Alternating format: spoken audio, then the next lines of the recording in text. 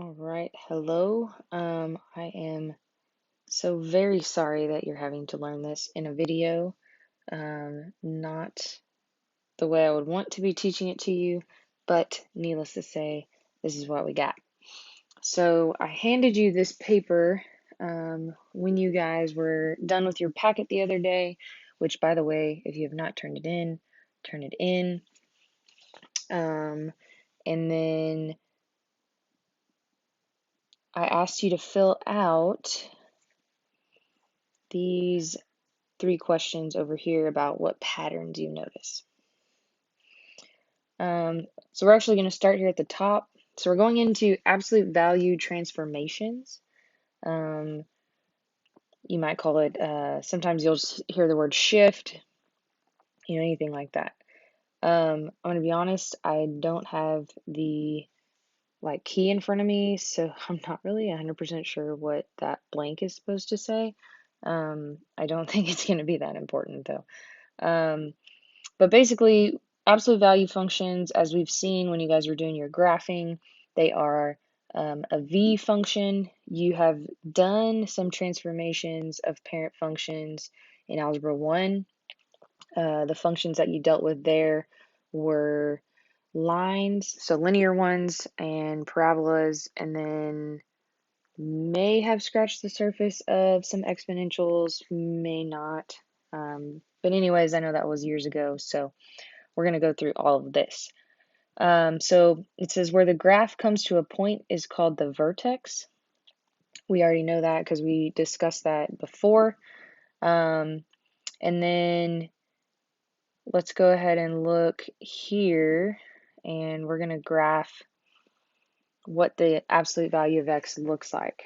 So I showed you guys how you can graph in your calculator, but we can also just think about absolute value, and it would be good to start with just the definition of absolute value and what that is. And the definition is it is the distance from 0 on the number line.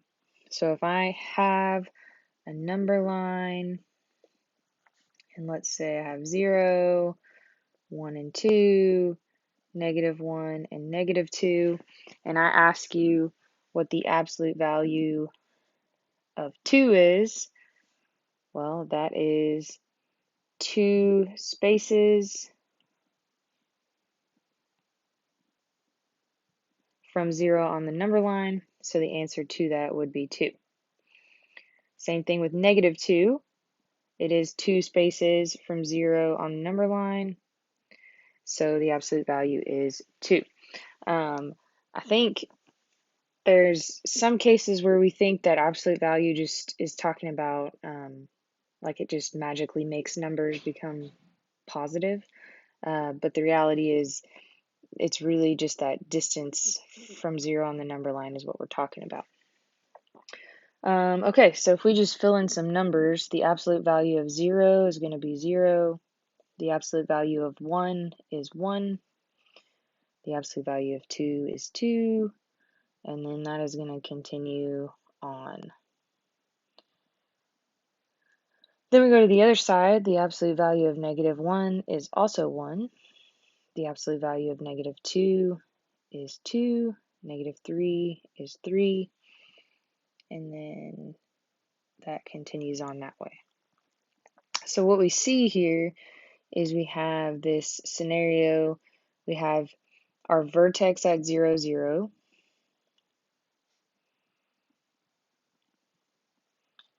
And then the way that this is sloping is it's going up 1 over 1 to get to those other points.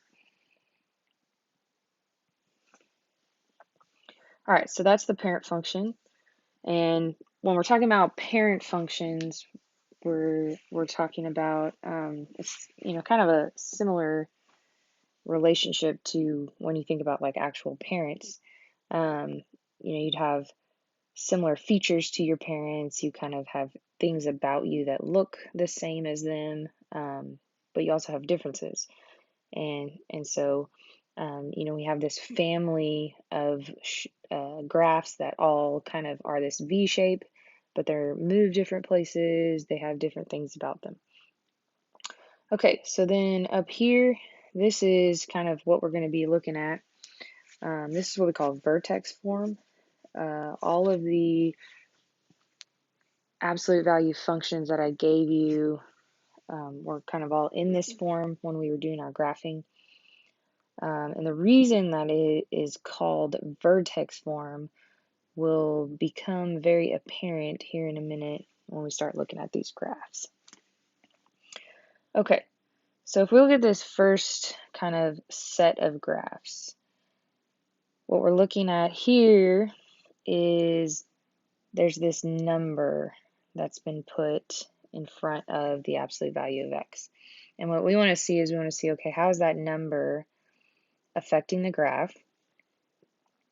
How is it different from the dotted one, which is the parent? How has it changed? And a lot of times you'll think about how has it transformed. And so if we're looking at this first one, so we have the 1/4 absolute value of x. And so this dotted line is the parent, and then the black line is the new one. And so this is what we call a vertical compression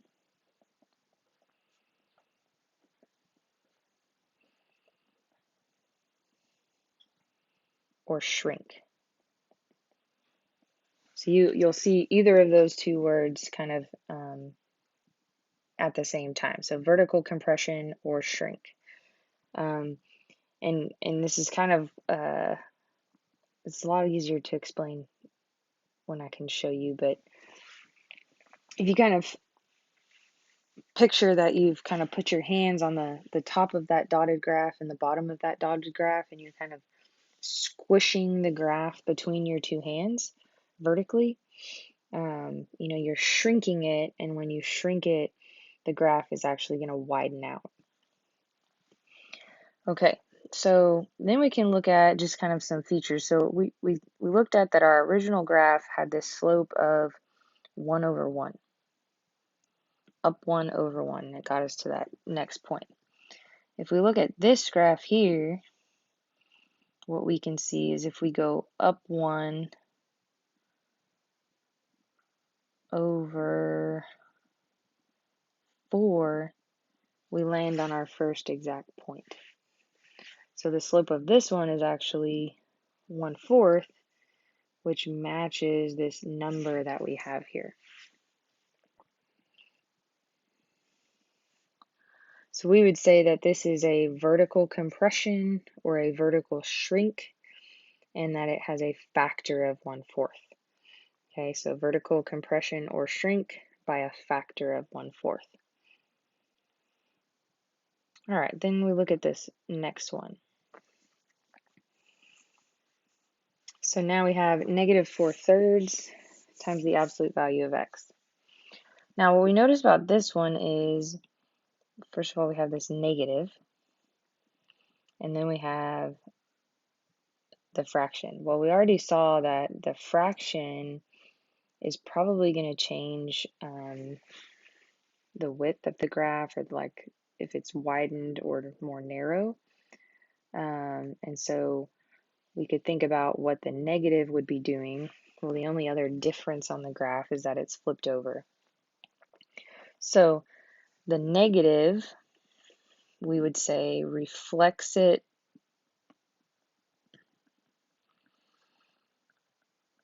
over the x-axis. Okay, because if we reflect that over the x-axis, it flips it over. And then the 4/3 is going to change that slope. So instead of 1/1, this is going to be up 4/3. Okay, so it changes that slope from 1/1 to 4/3. And then if we look at this graph compared to the parent, and we think about, okay, is this graph Is it wider or is it narrower?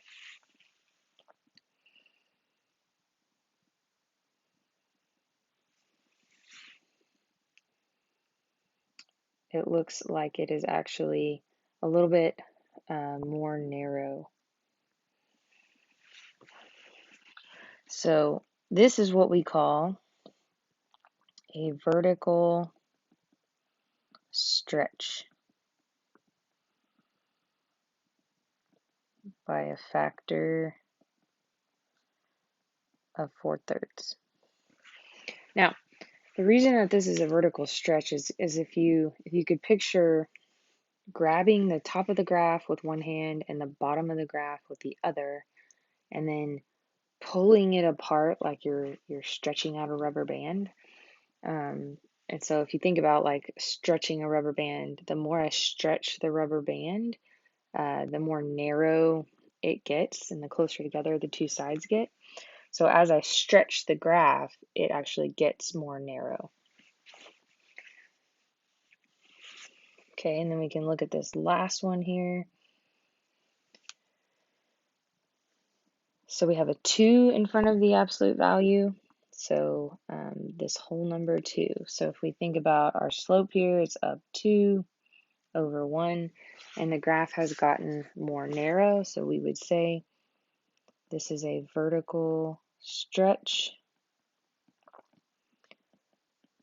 by a factor of 2.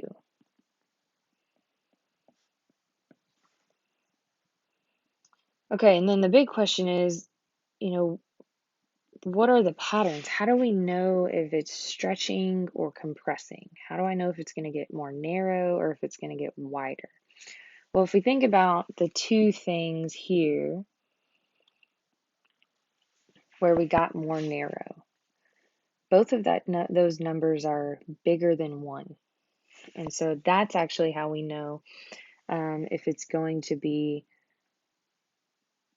a stretch or a shrink, is if the number is greater than 1, it's going to be a stretch, so it's going to get narrower. If that number is between 0 and 1, so it's a fraction, then it's going to widen the graph out. So over here, what patterns do we notice about A? If A is greater than 1, the graph will vertically stretch.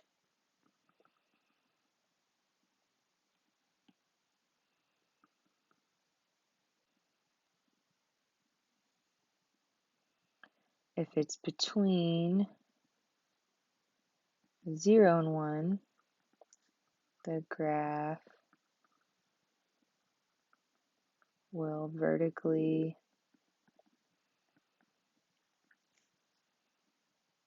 shrink or compress.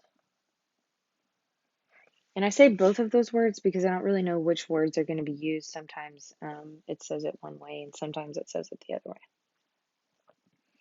All right, next one. Okay, so if we look at these two graphs, now the number is inside the absolute value.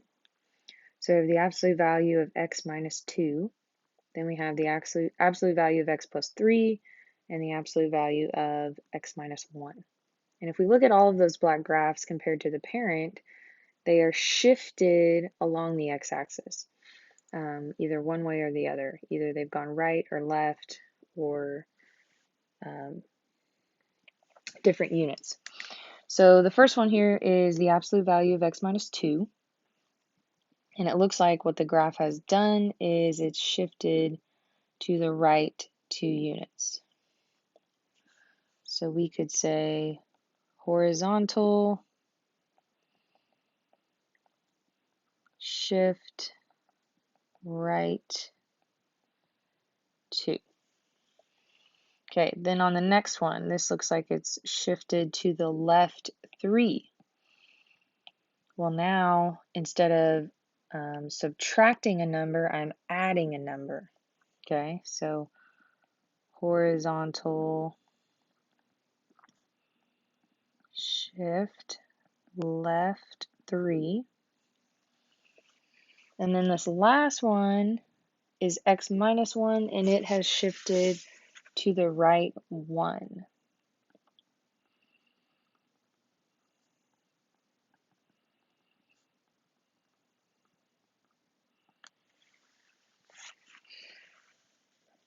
So what we can see here is when we have a number inside the absolute value bars, if it's a negative, so if it's minus that number, we're shifting to the right. If it's plus that number, we're shifting to the left. And that has to do with the fact that when you take the absolute value of something, the sign is changing. And so patterns that we notice about H, we would say x plus H. We can say we're going to move left. X minus H, it moves right. Okay, last part here, the absolute value of x plus 2. Now the number's on the outside, then we have minus 5, and then we have minus 3. So if we look at the black graphs here now, it looks like we're shifting up and down. So this is shifted up 2. So when I add 2, it's shifting up 2. So vertical shift up 2. I will be a little nitpicky about the verbiage that you guys use. Like earlier, we used the word reflection over the x-axis. If you just tell me it flipped over, I'm going to count points off. We need to be able to use mathematical language, especially at this level. Okay, the second one is the absolute value of x minus 5. So this looks like it's shifted down 5 units. So vertical shift down 5. And then this last one here has shifted down 3. So vertical shift down 3. Okay, so patterns that we notice. So when we add k to the outside, we're going up. When we subtract k, we're going down, shifting the whole thing down.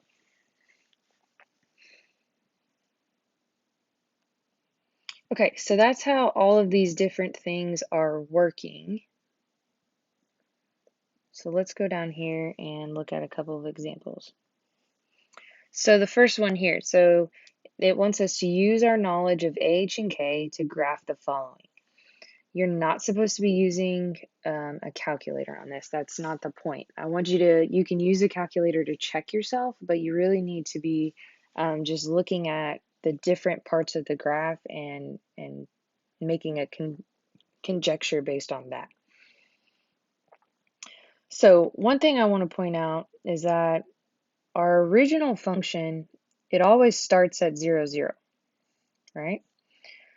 Well, when I do this like vertical and horizontal shifting, what it's shifting is it's shifting where that vertex ends up.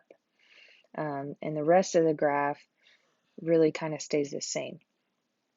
So it's like I have this vertex here, and when I add 3, I'm shifting that vertex left 3. So my vertex now has become -3, 0 instead of 0, 0. Same thing down here. I have this vertex here. When I subtract the 5, I'm shifting it down 5 units. And now my vertex has become 0, -5. And so the reason that this is called vertex form is because we can always very easily find the vertex with these two numbers. And the number that's inside here it's going to kind of do the opposite of what you think. So our vertex is always HK, and our vertex form is always A x minus h plus k. So even though this is a minus h here, just the h part goes in the vertex. So you're really kind of changing the sign of that number when you pull it for the vertex. So the vertex of number 1 is going to be -2, -3. So you take this number and change the sign. This one stays the same. Those are your x and y values.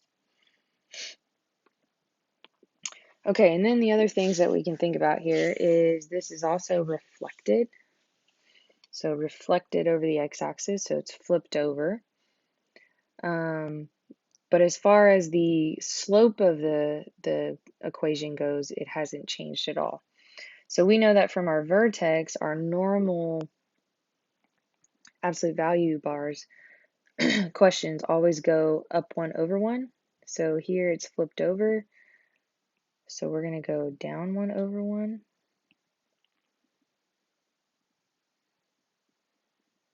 And then down 1 over 1.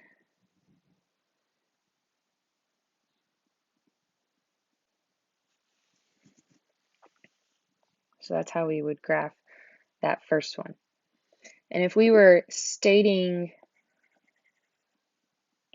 the transformation, we could say that this is a reflection over the x-axis,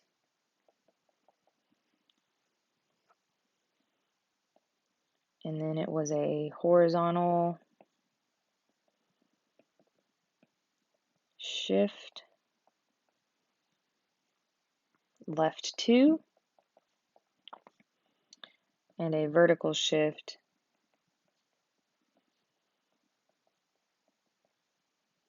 down 3.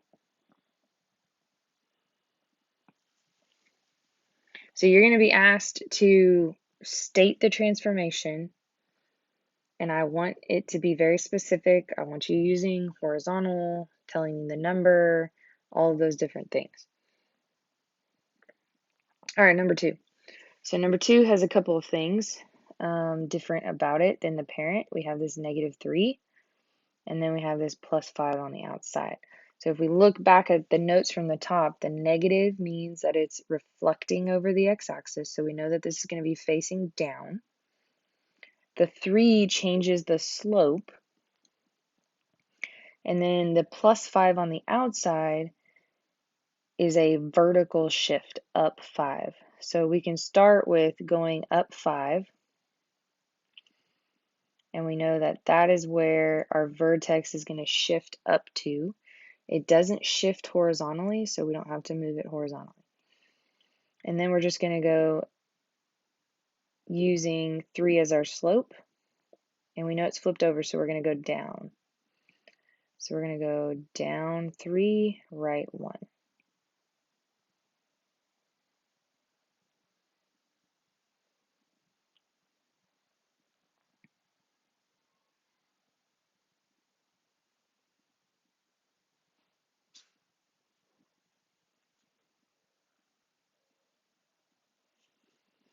Okay, and that's our graph there.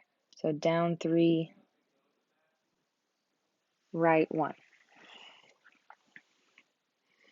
Okay, and so if we were going to state the transformation on this one, we would say that it reflected over the x-axis.